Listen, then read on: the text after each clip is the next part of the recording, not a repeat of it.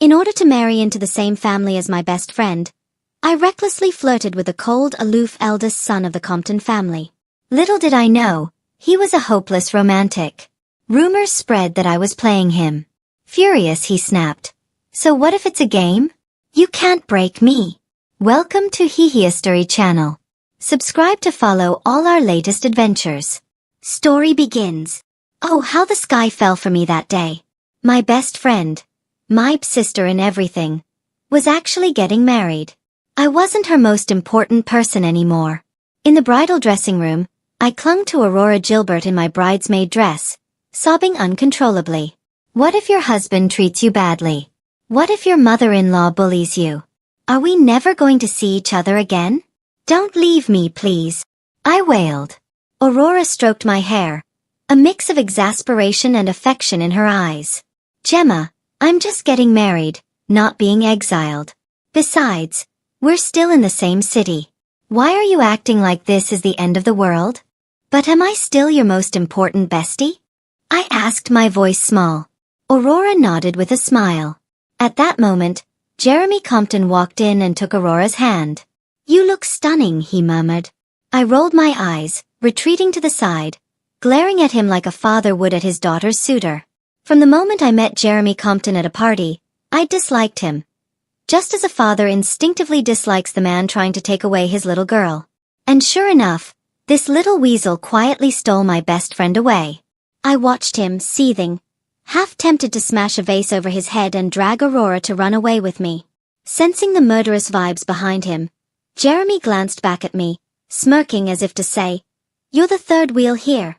I hated him even more. Sure, he was handsome, rich, with broad shoulders, a slim waist, and legs for days. He was also a top-tier professional gamer with his own team. But still, I didn't think he was good enough for Aurora. Poor girl. She was blind to all this. A knock on the door interrupted my thoughts. I glanced at Aurora, her dress and makeup flawless, and went to open it. Standing there was a man who looked like a taller, more handsome version of Jeremy, with an even more refined build. Unlike Jeremy, who had the air of a peacock, this man exuded a calm, cool elegance.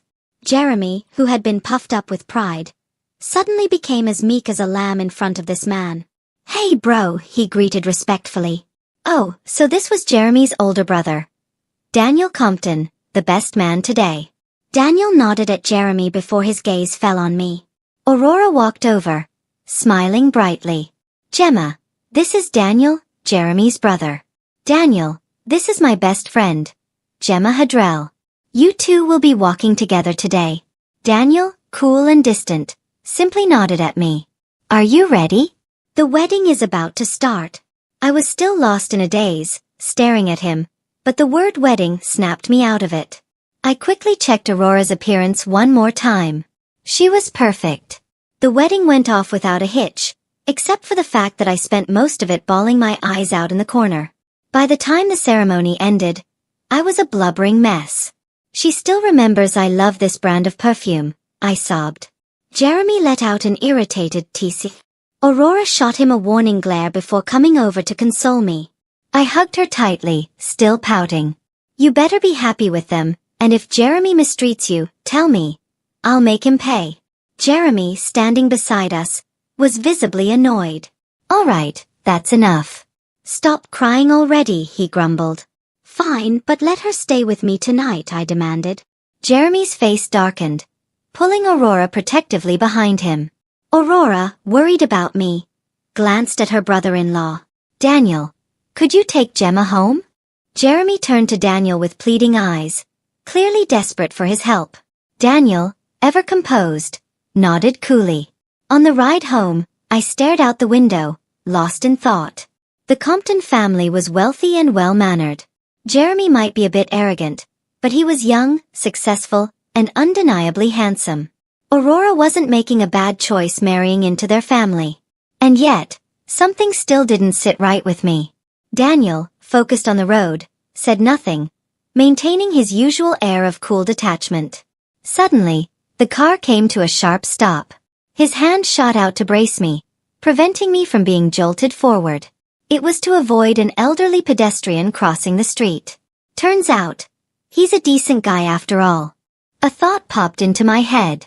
If I married Daniel Compton, wouldn't that mean I could stay close to Aurora forever?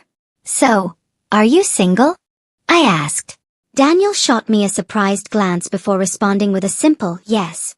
I handed him my phone with a grin. Add me then. Reluctantly, perhaps out of politeness since I was half family by now, he agreed. That night, back at the apartment Aurora and I had bought together, I started feeling down again. We used to live together, but ever since she started dating Jeremy, she would sometimes stay over at his place. Now, she wouldn't be coming back at all. I angrily pulled out my phone and sent Daniel a message. The Comptons stole my bed buddy. You guys owe me. What kind of compensation does Miss Gemma Hadrell expect? Simple. Give me a new bed buddy. He replied with 6 dots. I bet if it weren't for Aurora, he wouldn't have bothered replying at all. But I wasn't going to give up. To stay close to Aurora, I had to win Daniel over. Everyone knows that with reserved men like him, subtlety doesn't work. You have to be bold. So, I started messaging Daniel more frequently. He was polite in all his replies, maintaining a respectful distance even when I flirted outrageously. Hey, you're really handsome, you know that. You flatter me da. Do you think I'm pretty? Yes, you are da. How does this dress look on me? Miss Hadrell, that's a question for your boyfriend. Then why don't you be my boyfriend? Miss Hadrell, please conduct yourself with decorum. I burst out laughing when I saw that message. Flirting with older men was too much fun. But texting wasn't going to get me anywhere. I needed progress. So when my dad handed me a proposal for a project involving Daniel Compton's company, I knew fate was handing me the perfect opportunity. Dad, don't worry. I've got this. The next day, I arranged a meeting with Daniel. He showed up in a sharp suit, glasses perched on his nose, his hair neatly combed. He was sitting behind a large desk, his attention focused on the glowing screen of his computer, looking all serious and professional. Seeing him like that, I almost wanted to rip those glasses off with my teeth and slowly undo each button of his shirt.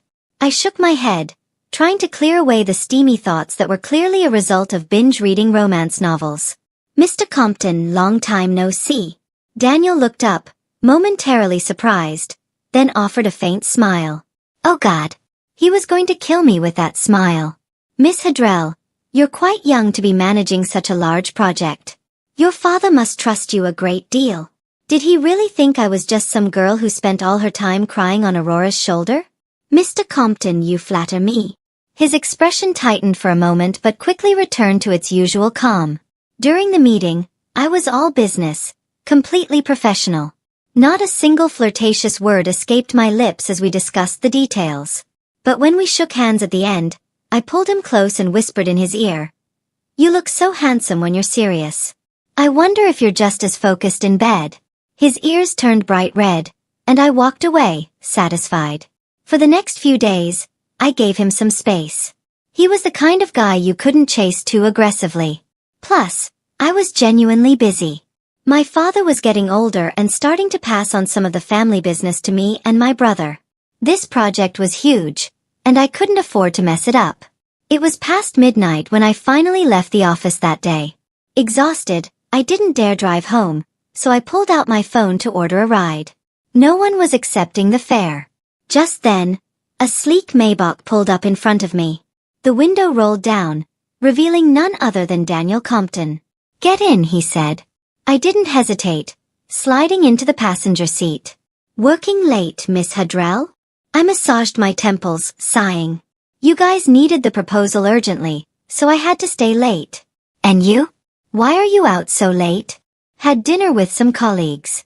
Just finished. I yawned, letting out a bitter laugh. Must be nice to be the client. Soon after, I drifted off to sleep. When I came to, I found myself resting against the passenger seat. Daniel Compton's jacket draped over me.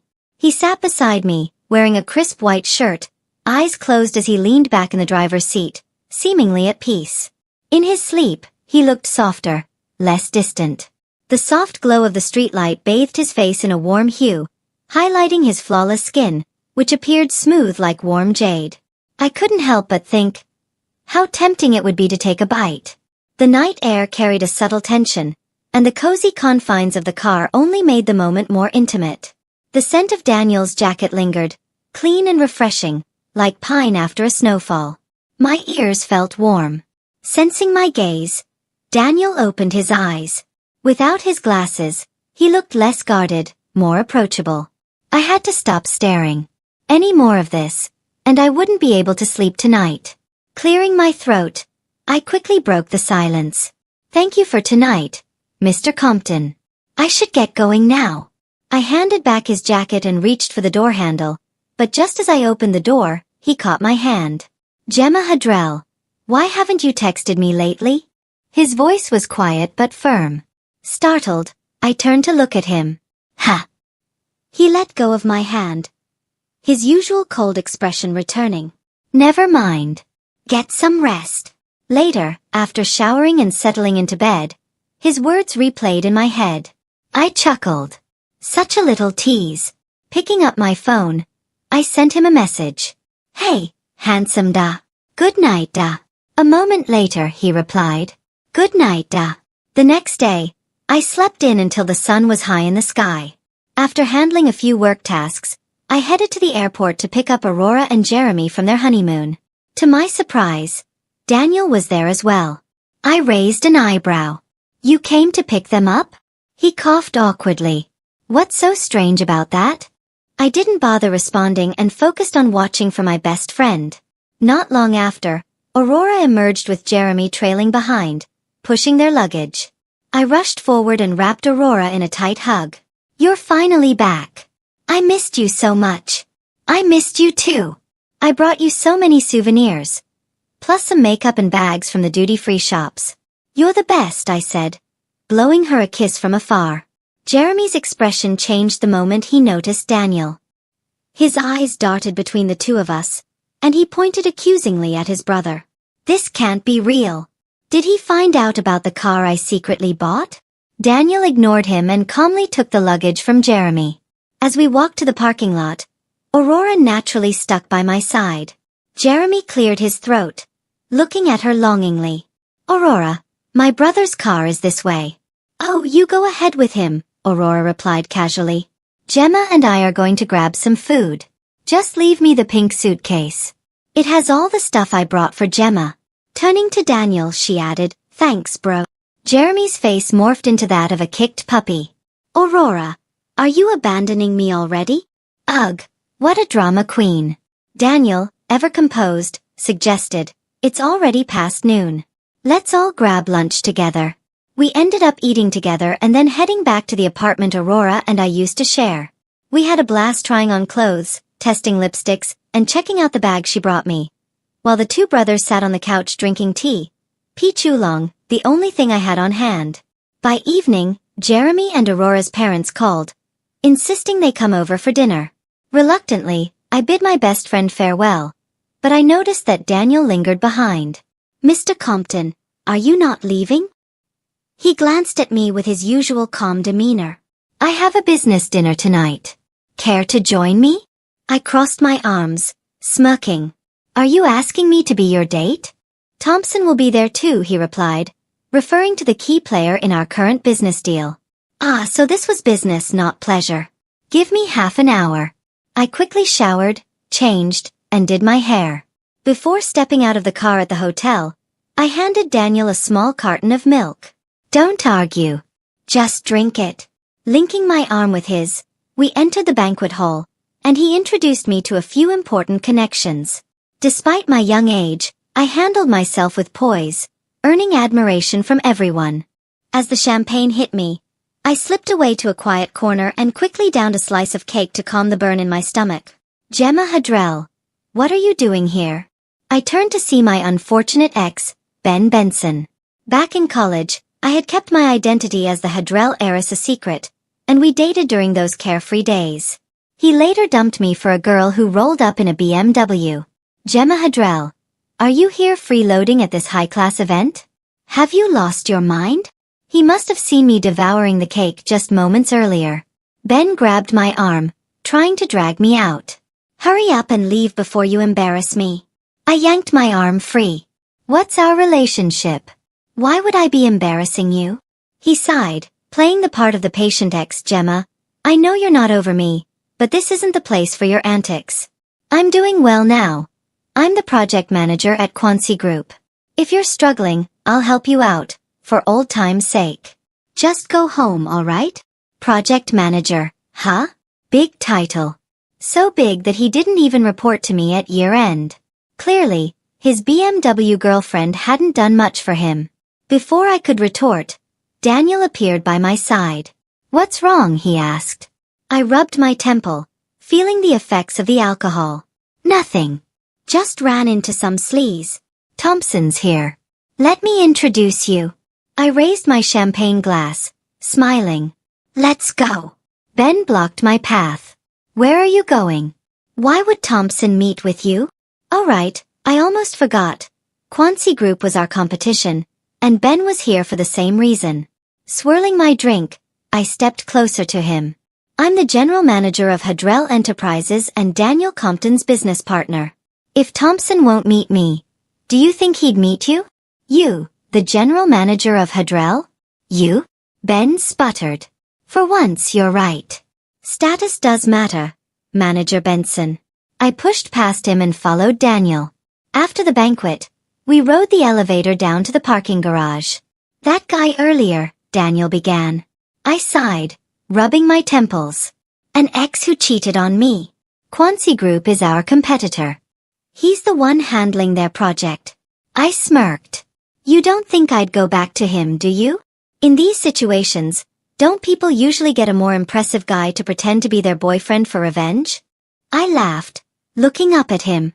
Even though his expression remained cool, the subtle way his hands fidgeted told me he wasn't as unaffected as he seemed. Leaning closer, I teased. Are you offering to play the role of my boyfriend? If you need me to, I don't mind, he replied, voice steady. I smiled. Do I really need a man to make him jealous? Resting my arm on Daniel's shoulder, I tilted my head playfully. Don't you want to be the real thing? He stiffened, just as his hands were about to reach up, but the elevator doors opened. Wobbling slightly, I stepped out. Mr. Compton, mind driving me home? On the way, I felt both sleepy and alert, my stomach burning uncomfortably. I pressed my hand against my abdomen, but it didn't help. Seeing me wince, Daniel pulled the car over. Gemma, what's wrong? Just take me to a pharmacy for some stomach medicine, I muttered. I'd always had a weak stomach. Normally, this amount of alcohol wouldn't bother me, but I hadn't been taking care of myself lately, and the pain was intense. Daniel wiped the sweat from my forehead and drove straight to the hospital instead. When I woke up the next morning, sunlight streamed into the VIP room. I was hooked up to N4, and Aurora sat by my bedside. You scared me to death, babe. Don't drink like that again. I sipped the porridge she handed me. Where's Daniel? He stayed with you all night, then called me to take over before rushing off to work. Aurora hesitated before asking, Gemma, what exactly is going on between you and my brother? I frowned thoughtfully. We're business partners. In business, we're partners. Hopefully in bed we will be too. I pulled out my phone. Thanks for saving me yesterday, handsome. Drink less next time, duh. Such a dad-like reply. Sure, I'll listen to you, handsome. But this time it was just a stomach ache. I wonder if next time, when my heart's aching, you'll be able to save me just as quickly. After all, only you can cure that particular problem. There was a pause on his end. One moment it's handsome. The next it's Mr. Compton. Gemma Hadrell, are you playing with me? Oh wow. He's actually flustered. Seems even the ice-cold Daniel Compton has moments where he feels outplayed. Handsome, I'm the one chasing you. So I set the pace. He replied with another string of 6 dots. I could practically feel his exasperation through the screen. As I stared at the 4 drip, my thoughts wandered. What exactly was my relationship with Daniel Compton? At first, I approached him with a purpose. But as we spent more time together, when he let me rest in his car, when we pulled all-nighters together working on proposals, when he rushed me to the ER, when his face flushed in embarrassment, when he was uneasy but still composed, I started feeling something more. Maybe we could really be something. 3 days later, I was discharged from the hospital and threw myself back into work. The moment I reached the office entrance, I saw the last person I wanted to see. Well, if it isn't Quancy Group's very own manager Benson, I said with a sarcastic edge. Ben Benson, with his slicked back hair, strutted toward me holding a bouquet of roses. Ugh. Greasy. Gemma, after much thought, I've realized that you're the one I love most. Let's get back together. I crossed my arms, glaring at him. Back then, he dumped me when he thought I was poor, opting for a BMW driving underclassman. He hadn't even bothered with a decent goodbye. I learned about his new relationship through a short video online. What made him think I'd want him back? Ben Benson, do you really think everyone's a fool? At least leave yourself some dignity. I grabbed the bouquet and tossed it to the ground, grinding it under my heel. Looking up, I saw Daniel Compton standing a short distance away, clearly enjoying the show. Hands in his pockets. His lips curled into a slight smile.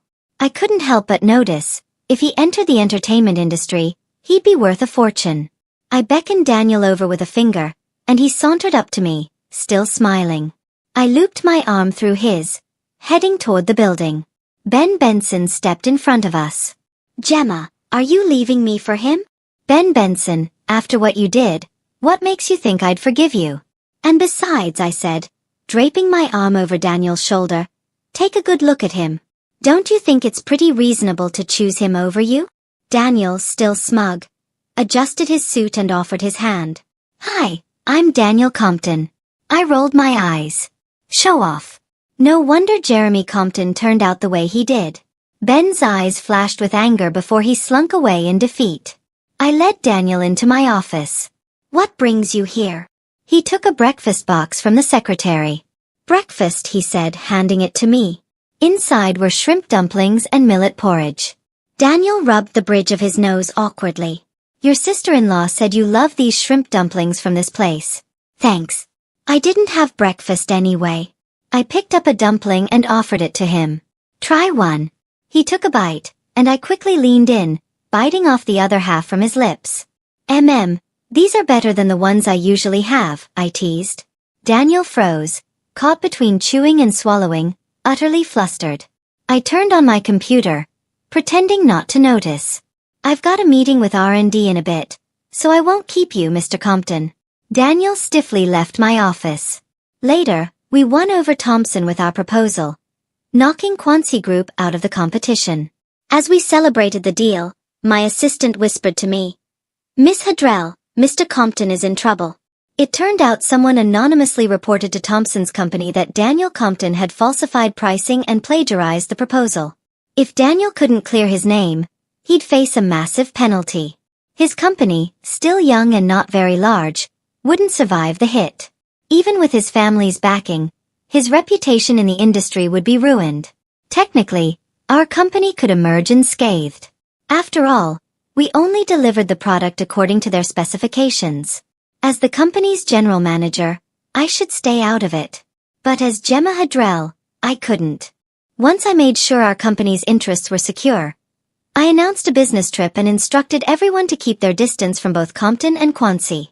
That evening, I went to Daniel's office. The ashtray on the coffee table was full, smoke still curling from the last cigarette. Daniel sat on the couch, head tilted back, looking worn out. His glasses lay discarded by his side, his jaw lined with stubble, and dark circles shadowed his eyes. His hair was messy, unkempt. God, Daniel Compton like this made me want to ruin him, make him call me master. I cleared my throat. Mr. Compton, you're looking a little defeated. I took the cigarette from his fingers and stubbed it out. Giving up already? Sure, your family might cover for you, but if you surrender now, your reputation will be ruined. Don't expect your little gamer brother to shoulder the family business. Daniel chuckled bitterly. Of course not. But I'd be happy if Jeremy helped out. No way, my Aurora needs her Prince Charming by her side. I glanced at the list on his desk. If you go through all the suspects one by one, you'll never get anywhere. Thompson won't wait for you. Rubbing his temples, Daniel sighed. There are too many people with access to the proposal. Maybe you should focus on the evidence used against you. Even if it's fake, there has to be some truth mixed in to make it believable. That'll narrow things down. I've thought about that, but Thompson won't give me the details. It was an anonymous report. I admired my freshly manicured nails. If Thompson won't help, what about Mrs. Thompson? Daniel reached for my hand. Gemma Hadrell, you should stay out of this. I looked up at him. Hadrell the CEO could, but Gemma Hadrell can't. Why do you trust me? Trust that I didn't do it? I smirked. You don't expect me to look at you with teary eyes and say I believe in you, do you? I pushed him down into his chair, locking eyes with him. First, Daniel Compton, you didn't get this far by being careless. You know this project's importance. It's not something you'd risk for a few $100,000. Second, your family doesn't need the money. And third, I ran a finger along his throat. You're a sly fox. If you were pulling a scam, you wouldn't be this sloppy. Turning on my heel, I made for the door, borrowing Aurora for a few days. Wait for my good news. Daniel grabbed my arm. Gemma, you're a businesswoman. You should. I shut him up with a kiss. His lips were soft and cool. It felt nice. Daniel was stunned, his pale skin turning crimson as dark shadows still lingered beneath his eyes. The contrast was adorable. Shut up. Say something I don't like again, and I'll kiss you more. I quickly arranged a jewelry exhibition for Aurora's boutique. We designed an event where customers could get their nails done to match the jewelry. Mrs. Thompson, a known jewelry lover, would be the key to getting Thompson's cooperation. Aurora's designs matched her taste perfectly. I even asked the manicurist to create a particularly intricate design just for her. As expected, she came. After some smooth talking, Mrs. Thompson agreed to speak to her husband on Daniel's behalf. Eventually, Thompson revealed part of the forged evidence, which was enough for us to trace it back to the culprit, a low-level employee at Daniel's company. This employee had access to a surprising amount of confidential information, and she was also Ben Benson's lover.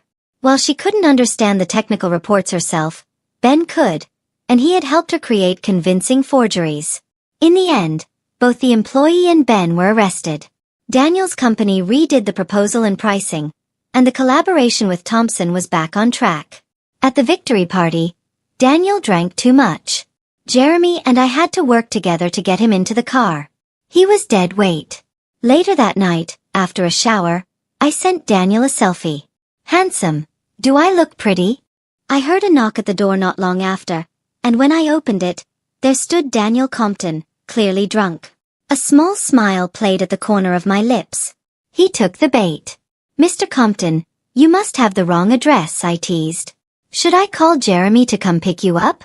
Instead of answering, Daniel stumbled inside, collapsing against me, pushing me backward into the apartment.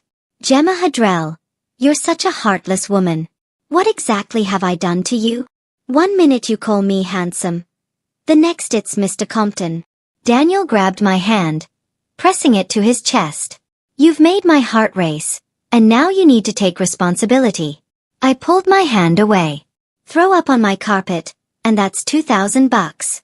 Just as I tried to slip out of his grasp, Daniel yanked me back into his arms, pressing me against the wall, his hand cradling the back of my head. Gemma Hadrell, call me handsome again. I'm begging you. I stubbornly tilted my chin up. No. Daniel's breath came heavy and fast, a flush creeping into his eyes. You're the one who started this, so now you have to take responsibility. I regret it, and I won't take responsibility, I replied, defiant. Daniel cupped my chin, leaning down to stare at my lips, his breath hot against my skin. As my hand brushed over his chest, then his abs, I couldn't help but admire the firmness of his muscles, the smoothness of his skin. Perfect.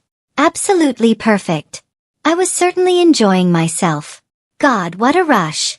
That night was exhausting. No doubt about it. With abs like those, no wonder he had so much stamina. By the time he carried me to the bathroom later, I couldn't even lift my arms. And just before I drifted off to sleep, I felt him place a soft kiss on my forehead. Gemma, my sweet Gemma, I love you, he whispered. Extra. Daniel Compton's perspective. Since I was a child, I'd been taught that as the eldest son of the Compton family, I was the heir. Every step of my life followed the strict guidelines set by the family. I lived by the rules, never wavering.